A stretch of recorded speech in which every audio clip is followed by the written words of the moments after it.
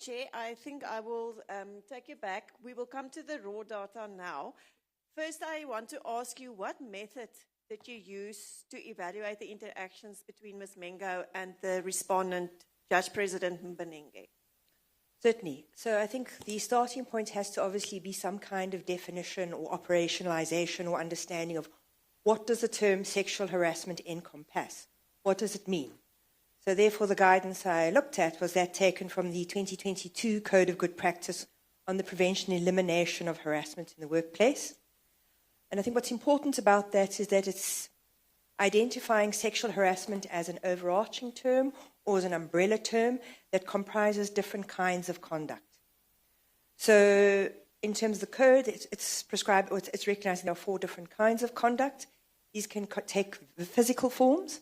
So it's looking at the form that the sexual harassment may take. It can be expressed physically in terms of unwanted touching through to its most serious, which is rape. The verbal, as in the spoken, and the non-verbal, which might be just in terms of, say, sending pictures or creating an uncomfortable or hostile working environment. And then the last form is quid pro quo, as in you do something for me and I'll do something for you, which is really just give me a sexual favor or benefit, and I will give you a benefit in exchange. So those are the 4 forms of sexual harassment set out. In terms of the code, I put it into my report, verbal conduct from whistling through all the way through to jokes, repeatedly and persistently asking somebody out on a date, etc. So I think what's important is that the code recognizes that in some instances, behavior will need to be repeated and persistent to qualify as harassment. But there are some forms of behavior which are egregious. They only need to occur once. So, for instance, grabbing somebody's crotch is grossly offensive. You don't need to do this on a repeated basis before somebody recognizes that that is harassment. So I think one of the ways we can think about it is there's the repeated transgression of somebody's boundaries. You've said no, or you've tried to communicate no, or you have indicated a reluctance and an unwillingness, and that keeps on being ignored. Just a little bit slower so Sure. that everyone can take notes. So there must be repeated transgression of somebody's boundaries. Yes. So saying no or indicating that something is unwanted or showing that you are reluctant and that you are unwilling.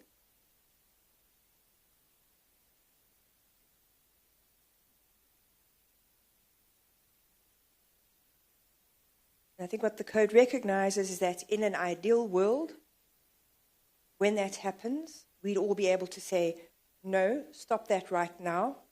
This makes me uncomfortable. Please do not do that again.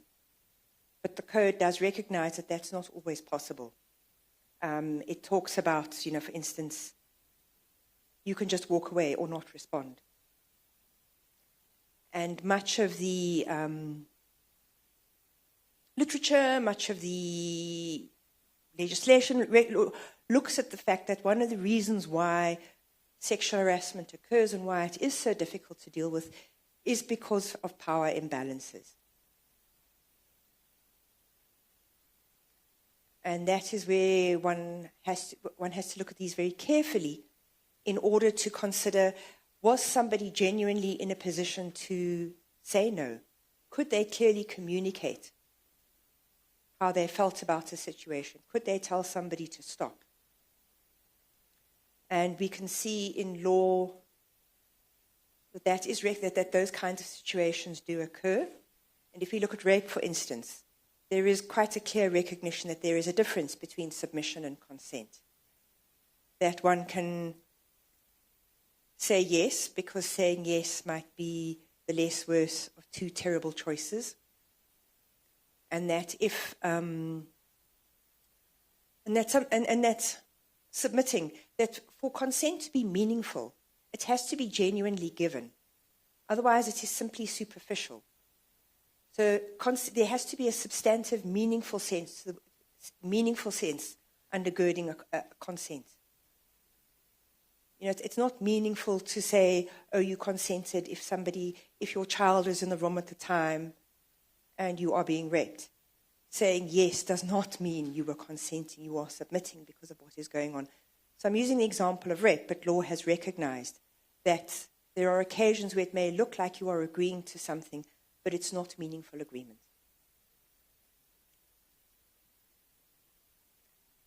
So, and I think there's also increasingly a recognition that consent to one thing doesn't imply consent to any behavior that follows. You know, so wearing a short skirt and accepting a drink does not mean you have consented to any other behavior beyond that, for instance. Sorry, I didn't understand the previous point you made. Which one? The point just before that one. You're talking about as if the consent may not look genuine or may look this way but may not be genuine. It was something to that effect. Yes. Just explain that.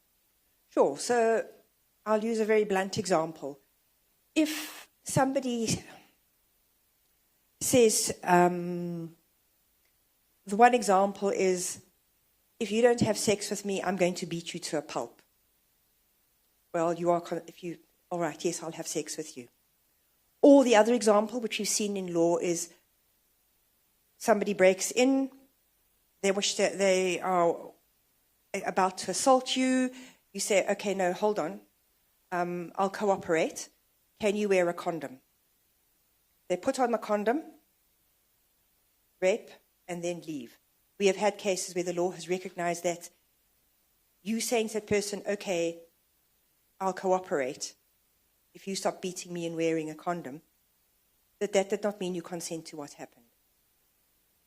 What you tried to do was, you had the option, there was no way you were not going to escape being raped. All that was within control at that point in time was whether or not you were going to also be beaten very, very badly and possibly end up with a sexually transmitted infection as well. So the courts have understood that under some circumstances you have very constrained choice.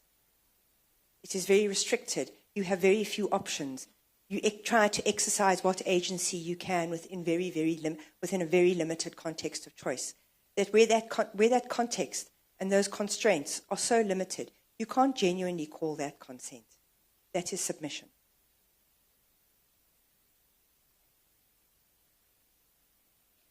In your summary that you provided to us also, under the method employed to arrive at your opinion, you indicated that for biological reasons, women and men's expressions and experience of their sexuality are not the same. Can you explain that to us as well? Certainly. So I think one of the things one also has to take into account is that we have a history of thinking that, well, men have these explosive, uncontrollable sexual urges that once aroused, they cannot be stopped. And I mean, this is what some of the mythology that has informed and excused rape, for example. Oh, she had on a short skirt and I was so overcome and she'd allowed me to fondle and kiss her and I was just so overcome with my feelings that there was nothing I could do except continue. And that's been referenced as kind of biological, explosive idea of male sexuality, that it is basically uncontrollable. Once you arouse it, it cannot be stopped. I mean, that is not correct. But it is a myth that can function as an excuse for rape. And I think we have worked in many ways to understand that men are certainly well able to control themselves, and that we cannot allow that kind of mythology that has arisen and developed to allow sexual violence and abuse to continue. So I think when you look at cases that involve sexual harassment and sexual abuse, it is important to understand whether or not there is any recourse to myths and stereotypes in order to explain conduct. And whether or not that's allowing thinking to be clouded, whether or not when you're trying to assess behavior, whether you're trying to look at what is here presented to you and to what extent or resist. So we live in a society that has granted men a much more active sexuality and women a far more passive sexuality. They wait for men to approach them. They do not go out to the first man they see and say how fabulous he looks in that pair of tight pants and when can they get together. Society would think that's a little strange, whereas we accept the idea that if a man will go up to a woman, say, you look fantastic, whatever. So we have created a society that does treat men's and women's sexuality very differently. I mean, as a very common example, if we talk about sexuality, is that, take the word whore. It's very hard, it's a word we use for women. It's very hard to find an equivalent for a man who we consider to be overly. So, and with that, you also have your things like your job descriptions in order to set out who is required to do what, so that, again, we can get into these questions of, I can instruct you to do this because your job is required, this is your job, or I don't have to do this because this is not part of my job. So workplaces, different industries have different norms, but they are very structured in terms of how do you work, who does what, who says what, who listens, who obeys, what are the sanctions. So that is why it can become quite complicated once you're dealing with sexual harassment, because saying no to somebody who is your senior is difficult. Firstly, it is an inversion of the relationship as to who directs or instructs and who follows instructions. So for a junior person to tell a senior person, it can be a very difficult thing to do precisely because there is that inversion. The other thing is, what are the consequences of me saying no to somebody who holds a higher position in the hierarchy than I do? If I say no, I am their junior, will they take me seriously? And what are the consequences? Can this person victimize me? Can they make my work uncomfortable?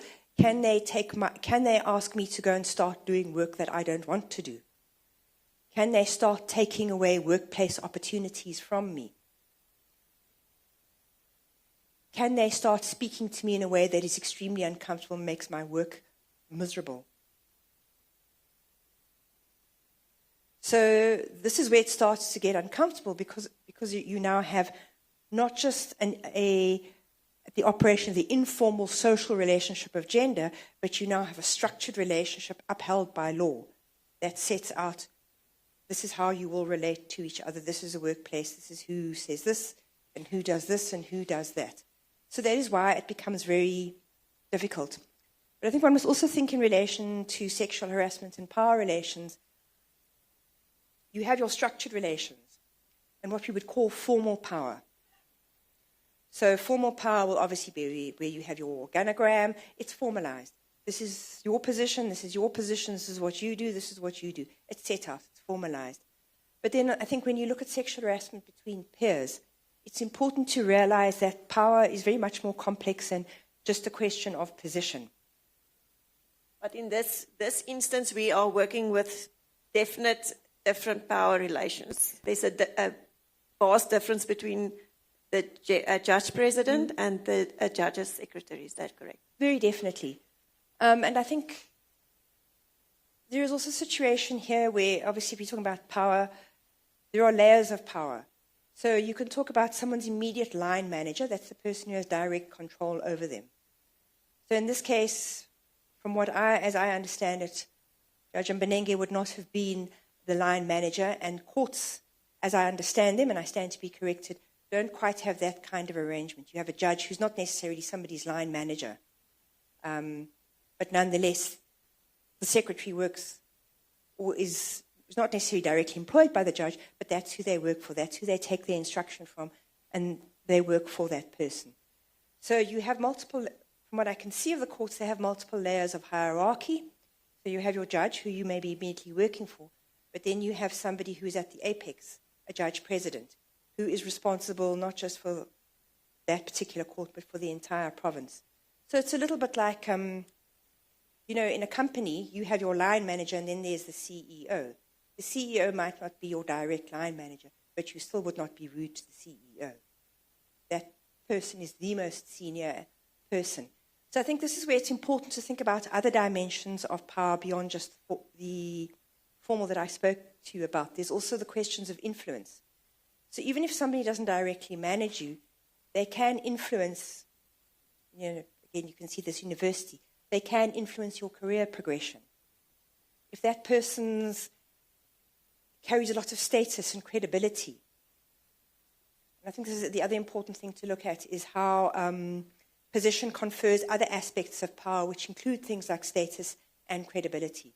Who is more likely to be believed? Who has the higher status? Who will be seen as being more credible? Whose word will carry more weight? Even if you have influence, if somebody, I'll use a university example. You might not be employed by that particular person, but that lecturer or that faculty head can tell others in other universities, even if they just need to say something like, because people will say, well, can you recommend that person? What are they like to work with? I would be very careful. You're not, they don't work so well. You're not necessarily giving somebody a formal reference, but you have influence. People come and ask you, what do you think? And your opinion will count and hold weight. So one can also exercise that kind of power and influence, so that even if you've never said anything, you can still have an effect on somebody's career and their career progression. The classic example, if we can use legal examples, is the candidate attorney. They're not employed by the law firm, but if they and one has seen cases like this, if they lay a charge of sexual harassment, those are all senior lawyers who can make their progression and their lives and their careers going forward quite difficult, just because of what they can say and the kind of influence, clout, and weight that they have. So I think it's also important to look at those dimensions of power in addition to having formal positional power.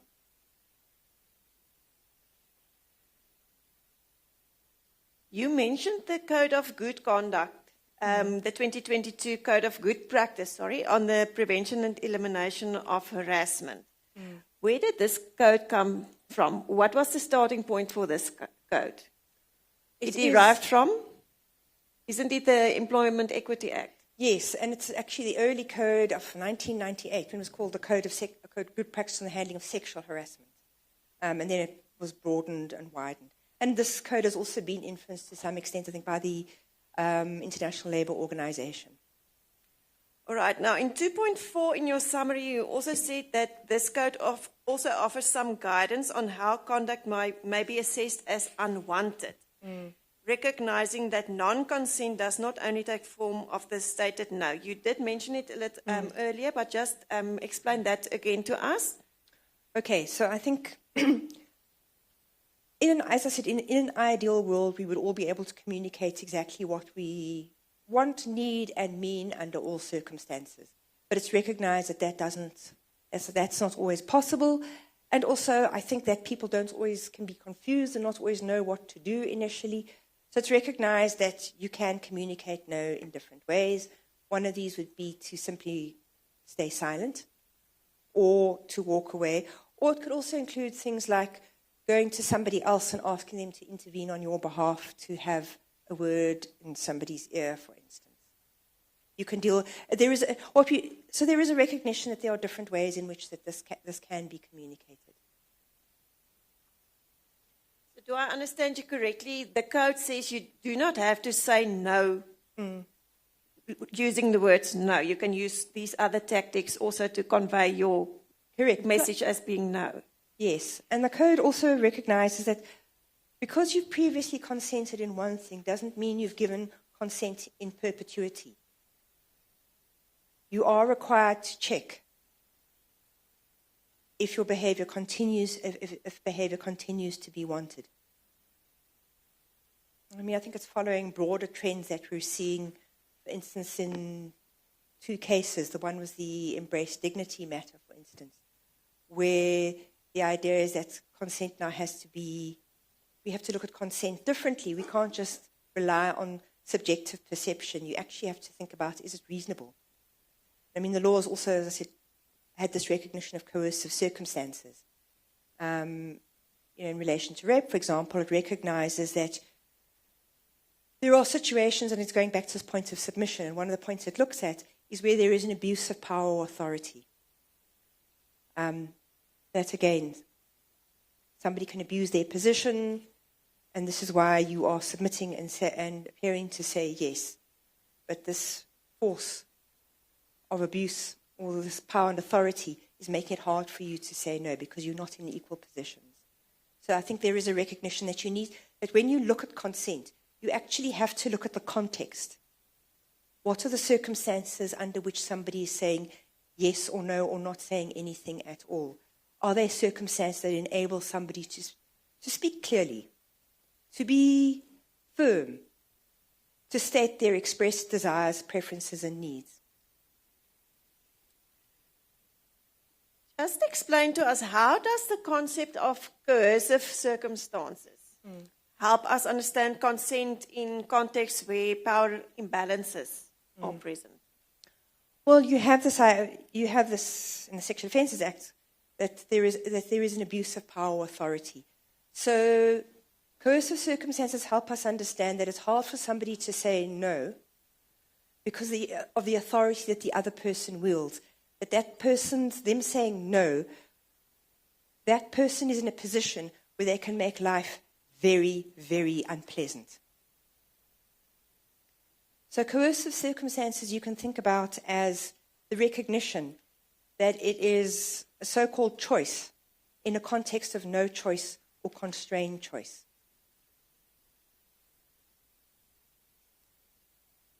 So coercive circumstances are saying to us, look at the context. Yes or no doesn't occur in a vacuum. Look at what's going on around that person. What are the pressures on them? Have they given meaningful consent? I mean, we look at context, for example, to use another example, in medicine. You can't consent to a medical examination if you're drunk or high, for example. So we are looking at context. Is that person in a position to be able to say yes? What is the nature of their yes?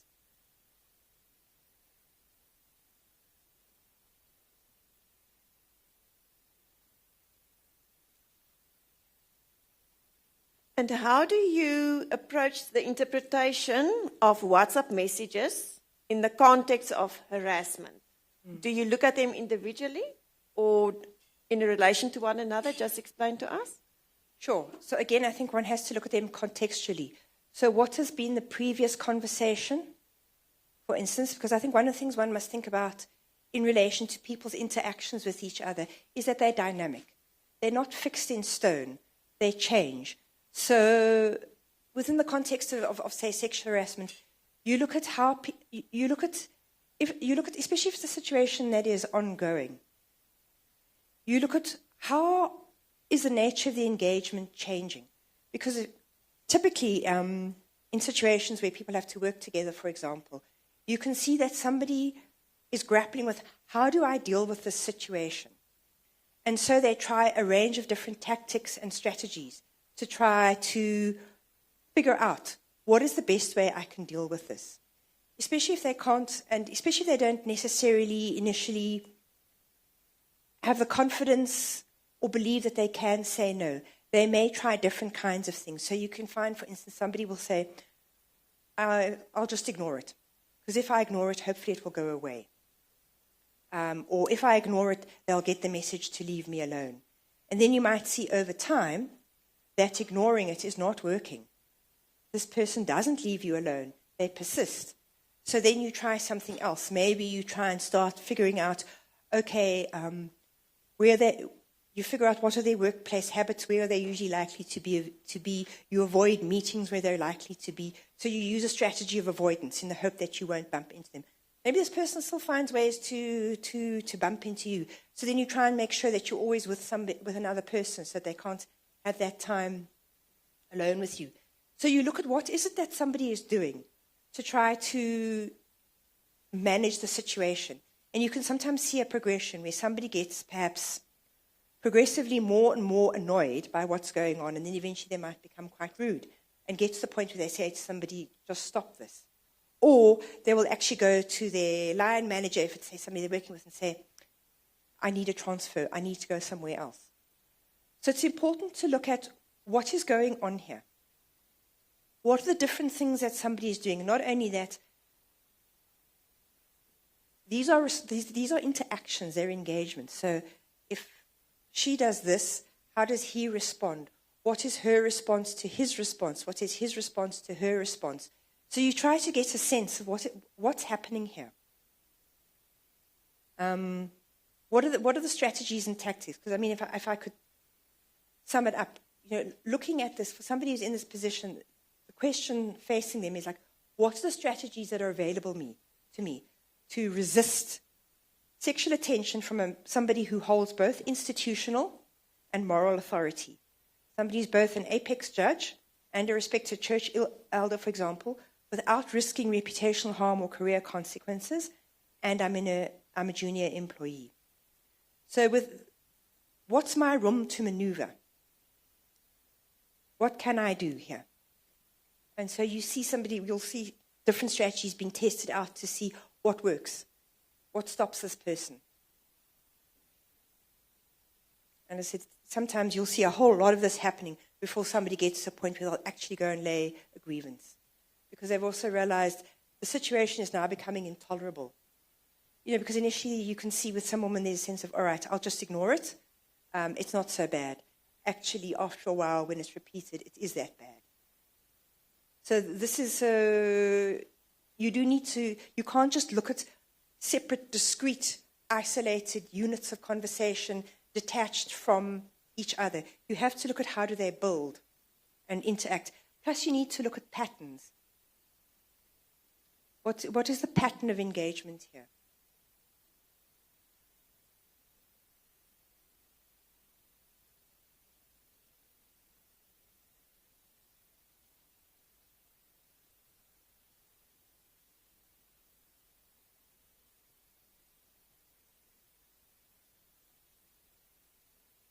Yeah, I see it's 11 o'clock. Can we continue or should we break for tea at this stage? Because I'm going to move now to her findings.